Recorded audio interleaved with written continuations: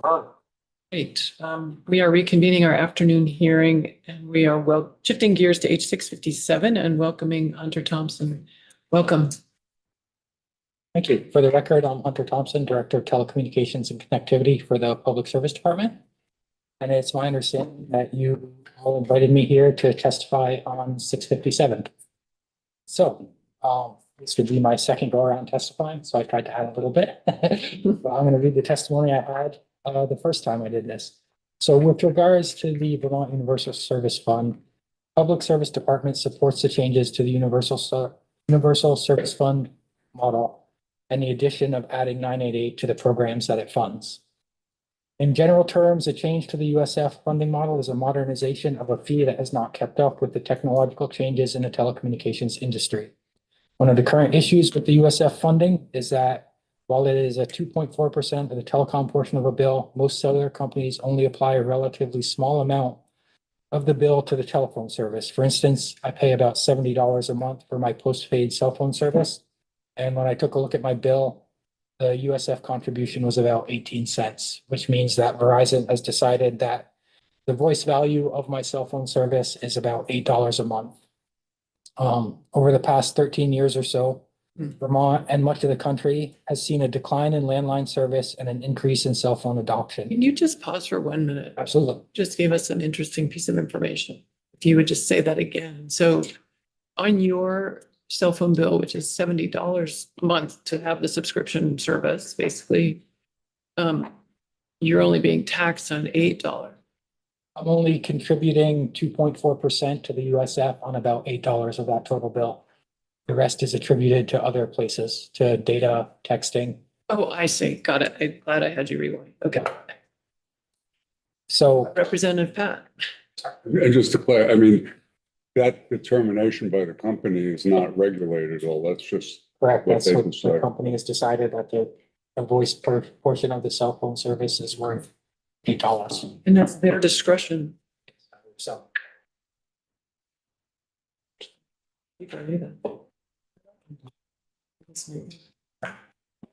So over the past 13 years, decrease in landlines, increase in cell phones, we've seen about a $200,000 or 200,000 number decrease in landlines and a corresponding increase of roughly 200,000 in cell phone lines. So this funding change will increase the cellular contribution to be more equitable with the landline contribution. This brings up the ever-present equity and affordability issue. And one of the things this bill does that we appreciate is it splits out the contribution method by payment method of prepaid or postpaid. It proposes to leave the prepaid contribution at 2.4% while increasing the postpaid contribution to 72 cents per line. It still holds true that prepaid plans are more commonly used by low-income households and individuals with no or poor credit history. This distinction in charging rate reduces the impact the change will have on those populations. We thank the previous committee who made the one change that we requested, which was to start the collection on the beginning of a fiscal year in 2025. With regard to the telephone personal property tax repeal, we take no issue with this and we defer to the tax department. That is their bailiwick, and we will let them do their job. They do it well. For the state right of way, this is the part sure that everybody is mostly wondering about. Public Service Department thinks broadband providers should continue to be exempted as an incentive to encourage fiber deployment and competition among providers. There's a question about AOT and them not collecting. And I believe my predecessor, Clay Purvis, wrote the memo before me, and I wrote the memo last year. But the memo goes, in recent years, the department has maintained that the term comparable value to the state is broadly interpreted as applying to the goal of furthering universal broadband and wireless in Vermont. Vermont continues to struggle with a lack of access to high-speed broadband and mobile cellular services in many rural areas. The department's position has always been that charging providers for the use of the right-of-way would result in additional barrier to the deployment of expanded broadband networks in rural areas. As quoted in a report by Kingston Cole and Associates for the Vermont Agency of Transportation, construction costs for fiber optics and other utility networks are 3 to 4 in Vermont are 3 to 4 times the national average. I'll interject here, that has only increased with the CUD deployment and the federal money, as we have many states attempting to do fiber deployment currently. And the workforce has not yet been ramped up to accommodate that. The increased cost would most likely be directly passed on to consumers who already lack a competitive choice in service providers in many areas. In addition to the cost most likely being directly passed on to consumers, the separation of the proportions of service being used for broadband by the providers adds additional complexity to any potential billing method. We've gotten over that, but therefore it remains the position of the department that the broadest possible waiver of these fees is in the general public interest. So on that note, I'm a public servant. I will faithfully execute whatever legislation you pass, but I feel that the right-of-way section has some issues that need to be addressed. I don't mean to be too doom and gloom with this, but I have had a fairly long career in IT, probably about 28 years at this point. And when I wake up, one of the things I still put on in the morning is an appropriately sized tinfoil hat. So the department has poll data that is accurate as of 2022. All of the utilities have poll data that is accurate as of current, as well as the poll attachments. And the ability to generate the right-of-way map is there. The utilities, in conjunction with AOT, could determine what telecommunications equipment is connected to what pole on the right-of-way. It's not a small amount of work. I've already talked to a couple of them, and while the data is there, it would need to be done. But on that note, these are critical infrastructure systems. The pole and the infrastructure attached is required for the operation of the state, for emergency 911 systems, for basic calls between the hospitals, just for day-to-day life. I think that we have some more questions that need some basic answers of what we have, what we want to collect, and the biggest is who can access this information, right? So the Public Service Department is a regulatory agency. And I think it is in the best interest of the citizens of Vermont to speak to experts in this field. I know CISA, which stands for the Cybersecurity Infrastructure Security Agency, has done a lot of work on telecommunications critical infrastructure. They work with the National Security Telecommunications Advisory Committee to help states ensure it's protected. They provide the Cybersecurity and Physical Security Convergence Action Guide, which serves as an informational guide about the convergence of both physical and cybersecurity and the benefits of a holistic strategy to protect both. And in general, this is just something that needs to be addressed. I was talking to a friend and he said, I don't believe it is in the public interest for the Public Service Department and AOT to make a roadmap to destruction. So I really feel that if all this information is just put online, we've just exposed within the state right of way, the critical telecommunications infrastructure that makes the state work on a day-to-day basis. And I am not a big advocate of security through obscurity. I firmly believe that if data is out there, it will be discovered. But by preventing this basic map of being put out there, we prevent small players from taking a look at it and deciding to vandalize whatever may happen to be on the pole, because we provided a roadmap that says this is where every pole attachment for all of our communication carriers resides. Representative Clifford. Thank you, Madam Chair. Thank you for your testimony. Would you be able to tell me the work that needs to be done, the physical work? Do you know how many companies that are in the state that actually do this type of work? The pole attachment work? I think the bulk of the pole attachments probably fall on 6 or 7 companies, large companies that are not excluded in the provisions of our 657. This is enough, in your opinion, to do the work? They can get it done. I talked to Green Mountain Power earlier today. They were not excited about the prospect, but we went through it and they said, yeah, it's not something that you could call us and ask us, can you get this to me by 2 p.m. today? But if they were required to do the work, then they could do the work. As far as the right of ways go, is there a certain amount, is there anything documented that how many like right of ways there is? And no, there's right of ways, there, but you're dealing with also like the state land, but they're also, you're dealing with actually, when you say right of way, it's not actually state land, right? It's right of That ways. I will have to defer to AOT on that one. I don't have a useful answer for you. Okay, thank you. Apologize. Thank you. Did you testify in Ways and Means I did. I testified this in Ways and Means without the critical infrastructure piece. Wait, excuse me, without the critical infrastructure piece? Yeah, at that point, the right of way stuff wasn't yet in there. I think it was still a pole attachment piece in there. Oh, thank you for clarifying that. Do you have a question?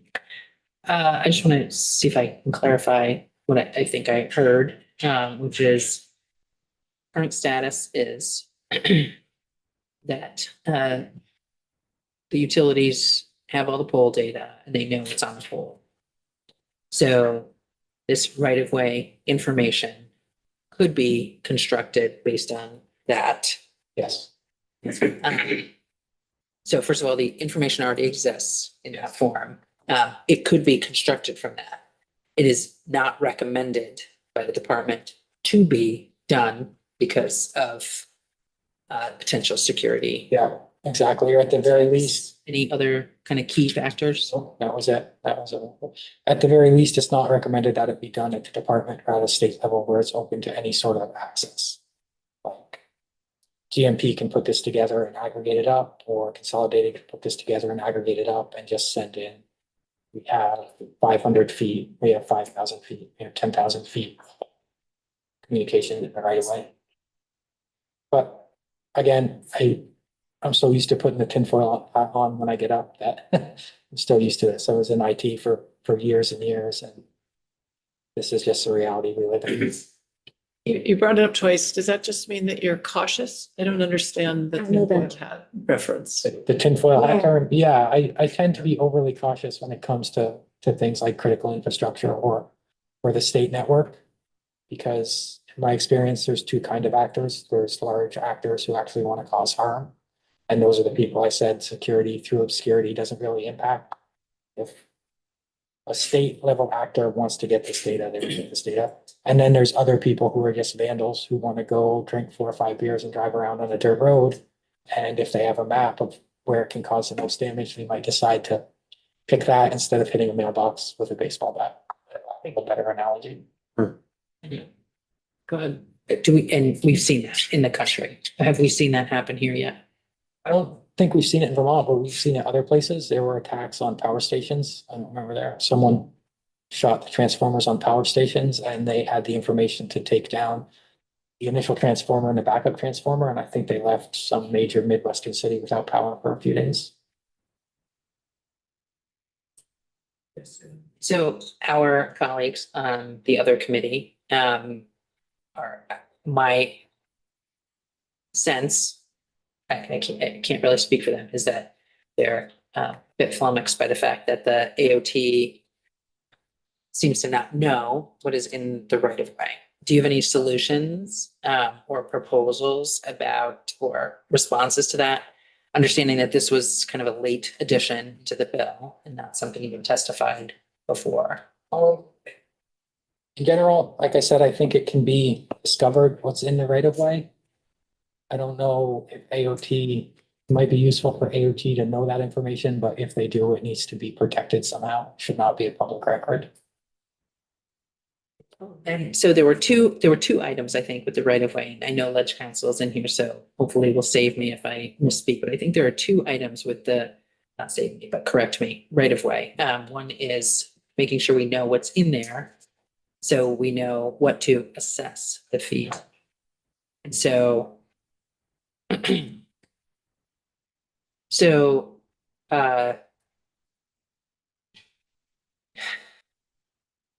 there a way to assess the fee and the department's against assessing the fee? Okay, That's our stance, yeah. did I miss any, Ledge Council? Yeah, Did I miss either of those intents on the right of way? Is that also your understanding about the intent on the right of way? Understand what's there in order to assess the fee. any further questions? Representative Morris. Thank you, Madam Chair. Thank you, Hunter, for coming in. The question I had yesterday, and I didn't ask it, I don't think online, but there's also, this committee has looked at trying to get poles that are out into the woods, wooded area that are now, they're growing up and it's causing a problem. to get those poles moved out into the highway zones, right of ways, if you will. And I'm wondering, it's just an opinion, would charging the communications companies an additional fee for moving those poles out into the right of way and assessing an additional cost, you see that as a disincentive or? Personally see it as a disincentive to not only ask me to do extra work, but then charge me for it, yeah.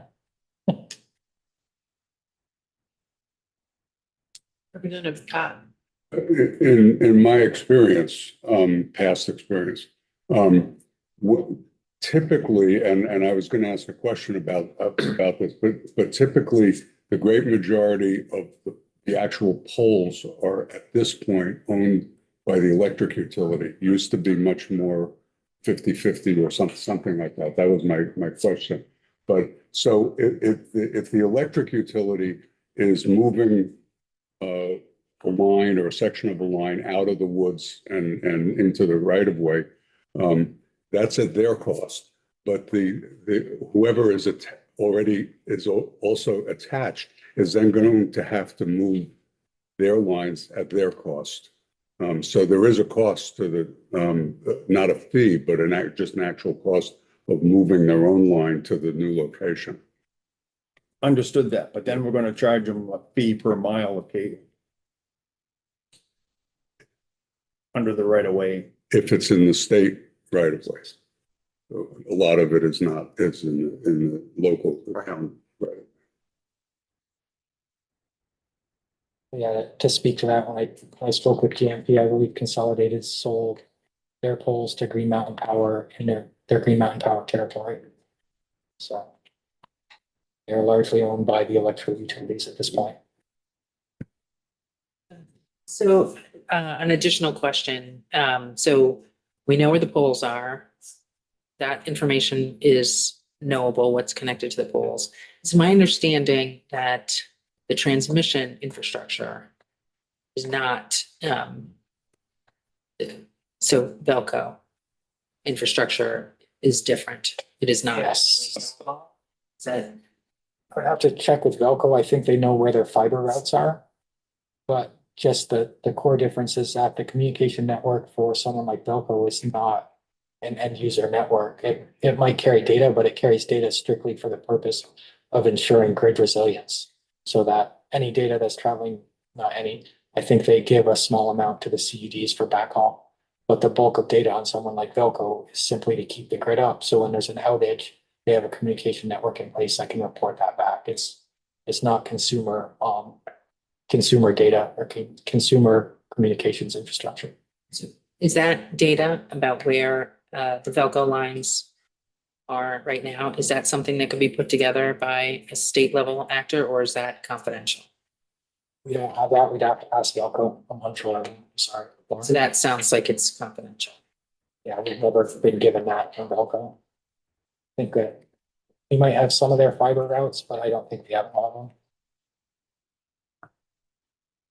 So they're federally regulated. My understanding is that they may be, that may be. Is that because they're federally regulated, or do you have it in? I'm sure I'd have to ask the utilities. I apologize. Yeah, that's fine. So I do the telecommunications. I'd have to ask TJ or someone or Bill who does that or the electrical stuff.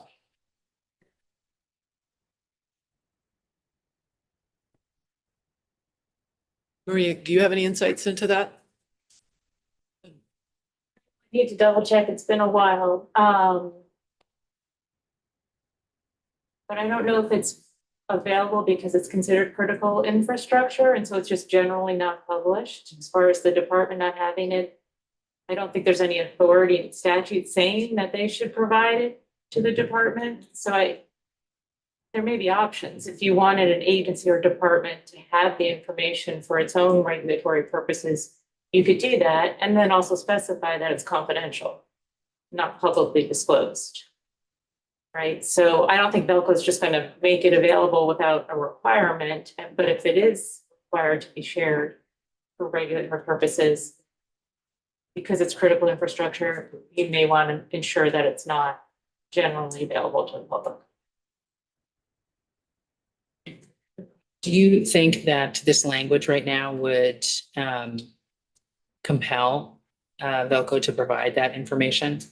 So that's actually a great question, because I wanted to clarify that, because I think the way that subsection for the right of way is drafted, I believe it says communications provider shall submit the inventory. I think if you want Velco or any distribution utility to submit information that they might have, maybe clarify that. Because I think it's a little unclear whether they have any reporting obligations, the way it's drafted right now. What if we did not want them to? Do you think that we would need to specify that they did not have to?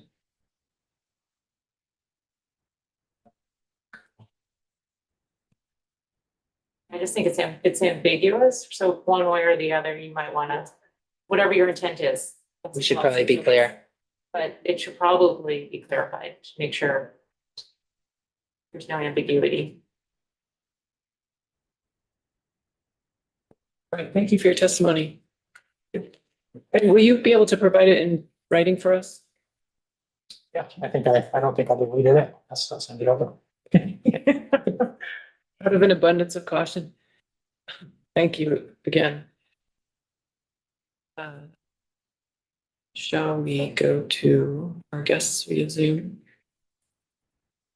Okay, I think, what's up? We will welcome our witnesses from Consolidated Communications who are joining us by Zoom.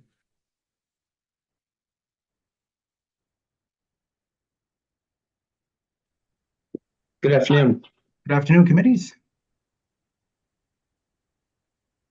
I don't know which of you would like to go first, but you're either of you is welcome to.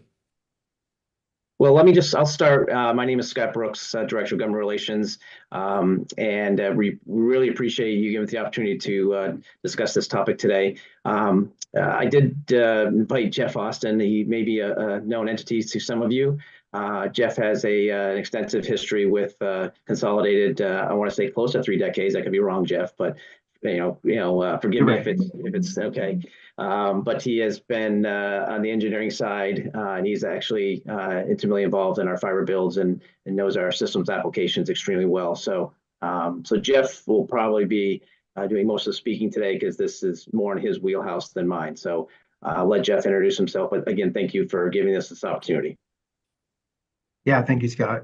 For the record, Jeff Austin, Consolidated Communication, Senior Director of Fiber Build Strategy. Just a quick overview. I project manage our national fiber expansion program, which we started in 2021, just building out our Fidium fiber brand of multi-gigabit symmetrical internet service throughout our footprint. So that is my task, which we have been doing here in Vermont since 2021. And just a little bit of discussion, or I guess for this bill. Mr. Thompson mentioned it in his testimony about pole ownership. For Consolidated, we as he mentioned, we sold our poles to Green Mountain Power a few years ago. We've sold some of our poles with Vermont Electric Co-op. So the vast majority of the poles in Vermont are owned by the power company. We are an attachee, a designated attachee on those poles, which means we actually pay an attachment fee to Green Mountain Power and to Vermont Electric Co-op or any other pole owner. So we're already in an environment where we're paying to be on the poles. Generally, those attachment fees, ultimately cover pole replacements, repairs, things like that. But I just kind of wanted to make sure the committees were aware that at this point in time, whether we're in municipal right-of-way, state right-of-way, or even private property, we're already paying a fee to be on poles here in Vermont. And I would say in the Vermont Electric territory, which is a much smaller territory than Green Mountain Power, we probably still own about 1/3 of those poles. I don't have the exact number. This was kind of a quick testimony here, but I'm just going to give you guys the scope that generally 90 to 95% of the poles that we're on, we're currently not the pole owner. Just to give you guys a little bit of visibility into what we do and related to those polls. I also wanted to just talk a little bit about kind of what we're doing on the fiber network. I know this is talking, the committee talked a little bit about getting a little more clarity about what the state right-of-way is, related to this build. Where is it? We've worked in areas, with fish and wildlife. We worked with areas, actually, that's several of them in my engineering days related to licenses and permits and things like that. But I kind of overall, just a little bit of couple of bullets for the committee to think about as it relates to more potential fees for fiber or providing internet service. We've built about 2,000 miles of fiber to the home fiber since 2021 just in Vermont. There's an additional 500 miles that we built in Vermont. That's more of our network fiber connecting offices together. And this really all supports our multi-gigabit fiber delivered internet service. So not only, and that's Fidium. Fidium is our brand. So not only are our Fidium builds supporting the state's goal of providing universal high-speed internet service of at least 100 megabits symmetrical, which is download and upload speeds to Vermonters. Everyone probably here knows of the advantages of high-speed internet, improving communities that we live and work in, state-of-the-art access to working at home, schooling at home, telehealth, telemedicine, subscribing available to all the Internet of Things applications, positive, tangible impacts of increased, property values. So, we've invested with our private funds about $85 million in the state since 2021. Then we've also partnered with the Southern Vermont CUD. We completed their universal coverage plan back in 2023. We've partnered with the Lamoille and Otter Creek CUD. So we'll complete their builds in 2024. We've also have an agreement to partner with the Chittenden County CUD. So we're building all this fiber. We're building this future-proof internet fiber for support of our multi-gig internet service, which, by the way, it's not just fiber outside of someone's home. It's also the network. We're actually investing in our core network, upgrading our core network. So the fiber that we're delivering today, our highest speed is 2 gigabit symmetrical. That's download and upload. But the network that we've built supports going up to 10 gig symmetrical on both sides, upload and download. So really just kind of wanted to talk to the committee about all the really good work that's going on here in Vermont of expanding internet, expanding fiber, delivered internet service, and just kind of thinking about, what the VCBB's role, in working through the Vermont objectives. And I think how Consolidated is trying to support that. And ultimately, any fees, any additional fees, when we're already paying pole attachment fees and investing in the state, obviously would just make it harder to get, it would just make it more expensive to continue to investing and expanding broadband. So those are a couple of points that I just wanted to talk to the committees about, what our plan is, what we're actually executing on. We thought it might be helpful to add that information for your discussions. And Jeff, could you just expand upon a little bit? I believe, I think you said 500 miles of transport fiber. Does that also, obviously we are partnered with 3 CUDs today, but does that transport fiber also help the other CUDs who will partner with other ISPs and builders as well? Yeah, that fiber is we can call it for this purposes inner office facility fiber. So it goes from, we've got about 96 central offices just here in Vermont, and those 96 central offices are connected to the other central offices. So kind of the way the internet traffic works is if you're in Bennington, the internet traffic goes from Bennington on a ring up to Rutland, then up to Burlington. So it goes from your local CO over the rings to the other central offices, ultimately to our internet gateway, which we have a gateway in Burlington. We have one at White River Junction. So the entirety of internet traffic actually circumvents the entire state, and all the fiber and all the rings that we have in the state just supports traversing that, taking that data that's in, let's say, Bennington, for example, getting it to the internet. So it's really hard to bifurcate, and not that anybody's asking us to do this, but bifurcate any of the fiber that's used to support potentially internet or CUD internet traffic with all of our other traffic because of the way that the network's built. Thank you. You're welcome. All right. Well, thank you both. I guess do you have further, like, any specifics in the bill or anything you want to leave us with before we move to the next witness? Now, Scott, I'm just kind of looking at language in the bill here. Right. I think we had, I don't know if concern is the right word, but certainly the right of way. I know there's some timeframes, Jeff, and based on conversations with our senior director, Steve Freeman, one is, our data is not GIS compatible, correct? And so trying to gather that data and what is actually applicable for this, for lack of a better word, exercise, it would be very cumbersome. We don't have, it's not like we can, push a couple buttons on a computer, let's say, and get that and extract that data very quickly. That's, again, the systems better than I do as the engineer and working with these systems for years. So I don't know if you can expand upon that.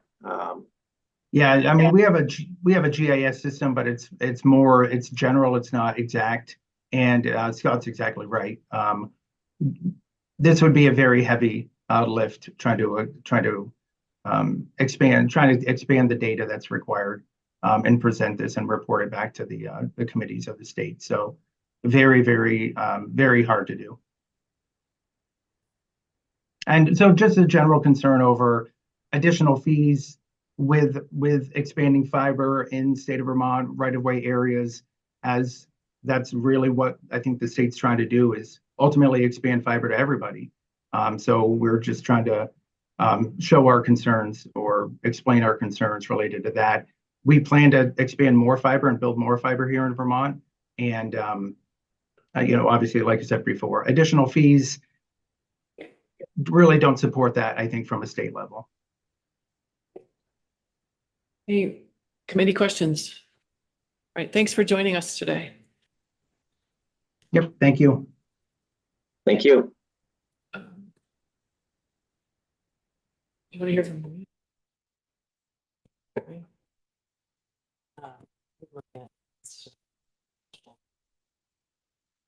I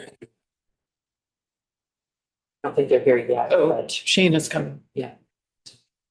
Yeah. All right, we'll take a short recess. What time did she say she could go? 1:15 to reconvene.